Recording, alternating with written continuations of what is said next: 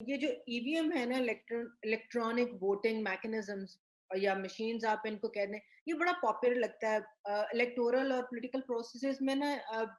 If you allow me to use the word, it's a sexy word.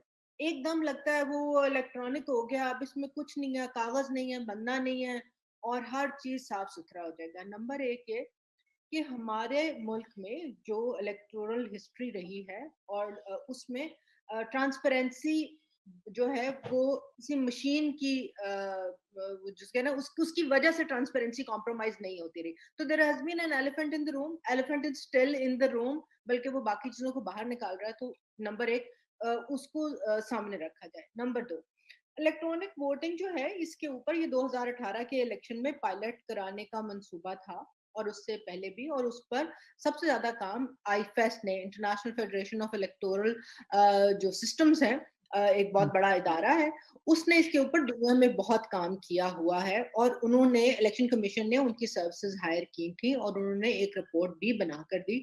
उन्होंने एक लंबी चौड़ी फहरिस्त दी इलेक्शन कमीशन को कि क्यों इसका इस तरह एकदम किया जाना आपकी जो ट्रांसपेरेंसी है उसको और खराब करेगा, दागदार करेगा। और वही वाली आपके व्यूअर वाली बात कि ये इतना आसान नहीं है, तो अपने लिए वो कहते हैं ना, एक नवा कट्टा सिर ते ना पालो तुसी। इसके ऊपर पार्लियामेंट्री कमेटी, जो इलेक्टोरल रिफॉर्म कमेटी बनी थी, जिसके अंडर इलेक्शन एक्ट 2017 पास हुआ था, उसकी एक क्लॉज थी कि रिपोर्ट जनरल इलेक्शन 2018 की इलेक्शन कमीशन जमा कराएगा, जिसमें एक चीज ईवीएम भी थी।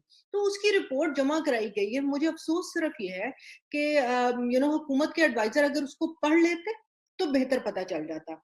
अब क्लोजेस्ट एग्जांपल हमारे पास इंडिया की है, जो जिसकी एक लॉन्गर हिस्ट्री है ईवीएम यूज करने की।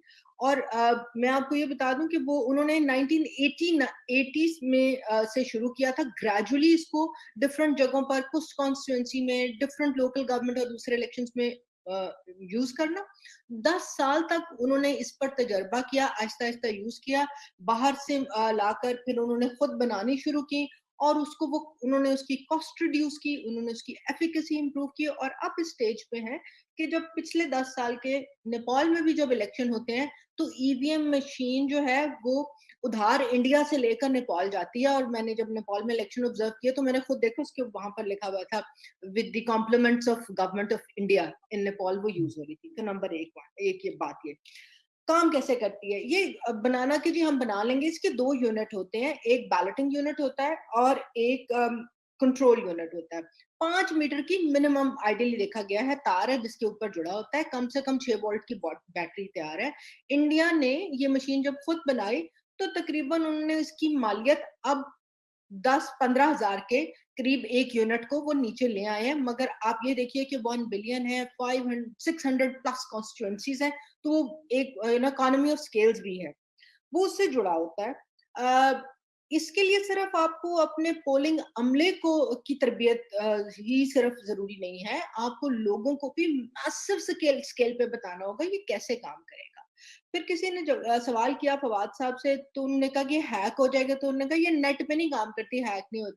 भाईजान नेट पे काम नहीं करेगी, बत्ती तो चलेगी ना, बैटरी पे चलेगी, बत्ती तो चलेगी। इधर बत्ती नहीं आती, आप आगे क्या करेंगे? वो बत्ती कित्थों आनी है, उन्हें तार कित्थे लानी है?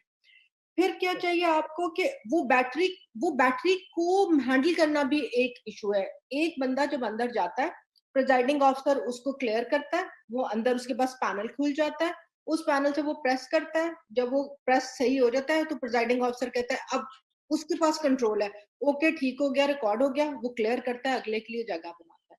मगर जब इसको बनाया भी जाता है तो उसकी कैपेसिटीज देखनी पड़ती हैं। जिस तरह हमारे यहाँ एक पोलिंग स्टेशन पे 1500 जो है वो वोट्स होते हैं, तो उसमें क्या 1500 के ऊपर वो बनेगी, या वो अगर उसको आपने 1600 पे बना दिए की गुंजाइश रख दी तो और 1500 डले, तो फिर उसके वैलिड और इनवैलिड वोट्स की जो हैंडलिंग है वो हम पर इशू आ जाएगा। फिर आपको उसकी बैटरी चाहिए। जैसे ही पोलिंग खत्म होती है, फिर उसमें कैंडिडेट्स हैं, आप कैंडिडेट्स प्रोग्राम करते हैं, कितने कैंडिडेट होंगे? आइडियली एक कंट्रोल यूनिट पर आपके 16 कैंडिडेट जाते हैं। हमारे यहाँ कॉन्स्टिट्यूएंसीज हैं जहाँ 30 से ऊपर कैंडिडेट होते हैं, इससे भी ज्यादा होते हैं। तो वो कंट्रोल यूनिट्स बढ़ते चले जाएंगे, उनके साथ बिल्ट इन बैटरी होती है, उसके इशू होते हैं। द मोमेंट खत्म होती है वोटिंग, जहां से वो बैलेटिंग यूनिट बन रहा होता है, तो आप उसको डिस्कनेक्ट करते हैं और उसकी बैटरी निकाल देते हैं ताकि वो लीक ना हो जाए, और बैटरी या जो काउंट करने वक्त इस्तेमाल करनी है तो वो मौजूद हो। तो आप समझे यहाँ पर तो हमारी इलेक्टोरल हिस्ट्री रही है। आपकी जनाब प्रिजाइडिंग अफसर भी गायब हो जाते हैं, आपके बैलेट बक्से भी चोरी हो जाते हैं, आपके बूथ कैप्चर हो जाते हैं। तो ईवीएम तो छोटी सी मशीन है, इंज करके पाओ पायन थले ते ओ पिया जांदा मेरा भाई ते हो गया ता डाले नब्बे फिर नंबर कितने गया। तो मतलब ना इतना मुझे सिर्फ हैरानगी इस बात से कि हम एक्चुअली इस तरह सेल करें कि as if it's a popcorn, हम रखेंगे 5 मिनट में सबको पता, बच्चे बच्चे को पता है जी 3 सेकंड के लिए लगाएं और उसके बाद 3 मिनट के बाद पॉपकॉर्न रेडी हो जाएंगे। तो पॉपकॉर्न रेडी नहीं होंगे। सबसे बड़ा इसका इश्यू जो है जो अभी रिसेंटली 10 मुल्कों में जहां पर ये इस्तेमाल होती रही है, इंडिया, ब्राजील, ऑस्ट्रेलिया, अर्जेंटीना और कुछ और, लेकिन मैं टॉप वाले आपको बता रही हूँ जहां इस्तेमाल होती रही, उनके सबसे बड़े इशू ये है इसको चोरी करना, इसको तोड़ देना। ईवीएम आपकी टूट गई, चले चोरी नहीं होती, टूट गई, फिर आप क्या करेंगे? फिर इसमें इशू है कि वो वोट जो डला, वो जिसको डिम्पल वोट कहते हैं आप अमेरिकन, उसमें क्लियर नहीं आता वो किस तरफ जाके काउंट होगा, इनवैलिड कहां पर जाएंगे, जब वो दोबारा जुड़ेंगे सिस्टम में एरर। आपका तो आरटीएस नहीं भाईजान चल पाया, तो ये सोचें वो डिम्पल वोट्स जो है वो फिर पिंपल बन जाएंगे, तो उसका हम क्या करेंगे? उसकी प्रोग्रामिंग, सारी गेम उसकी प्रोग्रामिंग की है। तो इट्स नॉट एज सिंपल। और मुझे हैरानगी है आज वो वाली बात सुन के कि क्यों पीटीआई ये अज्यूम कर रही है कि as if they are the only stake holder on the table and this is the only issue. ओ भाईजान हुन ते गेम असी पहले चुक लेने हैं इलेक्शन डे से पहले। ये आपने 10% जी, की आपकी वोटिंग है, ये फौ- इसके इशू है ईवीएम। फौजिया, जितनी आपको डिटेल्स पता है ना, मुझे तो लगता है कि आपको धांधली का इंचार्ज लगाना चाहिए अपने। मेरा नाम दे दे प्लीज, आपने प्लीज मेरा ऐसे नाम ऐसे दे दे तरीके निकाले हैं, मशीन अच्छे काट लो, लुका लो, बिजली बंद कर नाम। दो। किसी को जरूरत हो सस्ते दामों पेंडेमिक डिस्काउंट दस्तयाब है, प्लीज। 2023 में मेरे ख्याल से आरटीएस बंद करना नहीं पड़ेगा, बाबडा ही ये काम कर देगा। आरटीएस बंद करना तो फिर कुछ कॉम्प्लिकेटेड था, वो बाबडा ने 2-3 दिन बिजली आगे पीछे कर दी तो सारे रिजल्ट्स यहाँ से वहां हो जाएंगे। देखिए रजा, मैं मगरिब को चाहे ना जानती हूँ, मैं इलेक्टोरल प्रोसेस बड़े अच्छे जानती हूँ। बिल्कुल ठीक है। हमें इफ्तिखार अहमद साहब ने भी ज्वाइन किया है और मैं उनको वेलकम करता हूँ। इफ्तिखार साहब, अगर आपको आवाज आ रही है तो प्लीज आप भी इसके इलेक्ट्रॉनिक वोटिंग के ऊपर थोड़ा सा अपनी राय दीजिए कि क्या ये जो नए इक़दामात हैं इसकी वजह से धांधली या धांधली की शिकायत या इंतखाबात का जो फेयरनेस है वो कम हो जाएगी। रजा, बात यह है कि मैं नहीं समझता कोई चीज़ इतनी आसान है, और हम सिर्फ एक इलेक्ट्रॉनिक वोटिंग मशीन पे ही बात कर रहे हैं। मामला कुछ और भी हैं। अगर गौर से ये 47 जो अमेंडमेंट्स ये पेश की है इन्होंने, अगर इन पर डिबेट की जाए एक हर एक पे, तो इनका गेम प्लान कुछ और नजर आता है। जब इनका गेम प्लान ही कुछ और है तो आप और मैं क्या कर सकते हैं? सर वो क्या है गेम प्लान, थोड़ा सा दसो ना जी। मेरा ख्याल है कि उलझ गए हैं। पार्लियामेंट में तो डिबेट नहीं होगा, हम यही कर लेते हैं। नहीं, इसमें मेरे पास भी एक कॉन्स्पिरेसी थ्योरी है, कॉन्स्पिरेसी थ्योरी नहीं, आपके पास आते हैं, इफ्तिखार साहब के बात आपके पास आते हैं। इफ्तिखार साहब अपनी बात मुकम्मल कीजिए सर। सर, मैं अपनी बात ये मुकम्मल करना चाहता हूँ कि जो इलेक्शन में मसाइल हैं वो और नोयत के हैं। सिर्फ ये नहीं है कि वोटिंग वाले दिन को रफ्फड़ पड़ जाता है। जिस वक्त आप अपना वोट का इंदराज कराने जाते हैं, आपका नाम फहरिस्त में आता है, वो फहरिस्त आवेजा होती है, उस फहरिस्त में मरने वालों के नाम निकालने होते हैं और नए वोटर का नाम डालना होता है। यहाँ से ये प्रोसेस ऑफ इलेक्शन शुरू होता है और वोट काउंट करने तक इसका अमल है। इसमें बहुत सारी चीज़ें हैं, पैसों का अखराज, पैसे खर्च किए जाना, पोलिंग स्कीम कहाँ से आती है, पोलिंग स्कीम कब आती है, पोलिंग स्कीम पर इतराज़ात, फिर कॉन्स्टिट्यूंसी में हल्कों पर इतराज़ात, हल्के की जो तकसीम है उस पर इतराज़ात, ये बहुत सारे मामला हैं। मैं इलेक्ट्रिक वोटिंग मशीन ही नहीं इसका हल, और ना ये मशीनें को 10 उठा ले जाएगा, 20 उठा के ले जाएगा। और मैं आपको बताऊं, जितने हजारा पोलिंग स्टेशन होते हैं, धांधली ज्यादा से ज्यादा 400 या 500 ही पोलिंग स्टेशनों पे पाकिस्तान में होती है। हर पोलिंग स्टेशन पे ऐसी धांधली नहीं होती कि लोग कोई बैलेट बक्स उठा के ले जाते हैं और वहां से सब गायब हो जाए। ऐसा नहीं हुआ।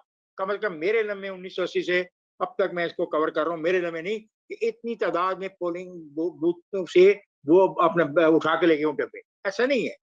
ये जो प्रोसेस है ना इलेक्शन में बेईमानी, हेलो जी जी जी सुन जी रहे हैं सुन रहे हैं हम। जो इलेक्शन में बेईमानी का प्रोसेस है सर, ये तो उस दिन शुरू होता है जब मैं अपना वोट बनवाने जाता हूँ। मेरा जी वोट बनता ही नहीं बनता, उसको मुझे कहते हैं आप उस जगह चले जाएं, आप उस जगह चलें। इस दफा इन्होंने कहा कि आप अगर अपना वोट चेक करना चाहते हैं तो पता नहीं मोबाइल पे क्या डालें, और देखें मैंने जब अपना वोट डाल के देखा तो मेरा वोट मेरे घर से 9 मील के फासले पर था। तो ये बिल्कुल बड़ा आराम से डिबेट करने वाली है। इसमें पार्लियामेंट को कॉन्फिडेंस में नहीं है जो ऑर्डिनेंस जारी कर रहा है, ये कर रहा है, इससे लगता है कि ये कोई किसी चालाकी में है और किसी तेजी में है। और मैं ये भी कहूँ कि शायद इसको इल्म ही नहीं है कि इलेक्शन का प्रोसेस क्या है। गालिबन इसने जी कभी इलेक्शन के प्रोसेस में अपने आप को डाला ही नहीं, ना ये कभी किसी इलेक्शन के प्रोसेस में गया। ये भी तो मसला है ना। ना इसको इसके जो एडवाइजर हैं उनमें से कितने एडवाइजर पाकिस्तान के कौमी इंतखाबात में हिस्सा ले सके हैं? क्या शहजाद अकबर ने हिस्सा लिया? क्या जुल्फी बुखारी ने हिस्सा लिया? ये देख रहे हैं कौन लोग उसको तजावीज दे रहे हैं, कौन लोग उसके कानों के ऊपर अपना आवाज उसके कानों में डाल रहे हैं कि ऐसा कर लो तो जीत जाओगे, ऐसा कर लो जीत जाओगे। रजा रूमी साहब और शरंगी साहब और ये मोहतरमा सब, एक बात बड़ी क्लियर है, ये हकीकत है कि इलेक्शन 2023 में हो तो पंजाब में भी who will be on the second number, it will be PTI. ये बात उसको समझ आ गई है, किसी ने समझा दी है। इस बात को जो समझ आई है अब इसको वो कन्वर्ट करना चाहता है अपने अख्तियारात में, अपनी ताकत में और अपनी असेंबली में पावर के। ये बात है। बिल्कुल अब इस पर घंटों डिबेट कर लें। अब कई मुल्क हैं जो दुनिया यूरोप के जहाँ पे ये मशीनें इस्तेमाल ही नहीं होती, उन्होंने बैन कर दी है। वो भी तो है ना एक रास्ता कि बैन कर दी गई है। ये मैं नहीं समझता कि सिर्फ ये मशीनों का कोई मसला, और ये बिल्कुल गैर जिम्मेदाराना रवैया पाकिस्तान मुस्लिम लीग नवाज और पाकिस्तान पीपल्स पार्टी का।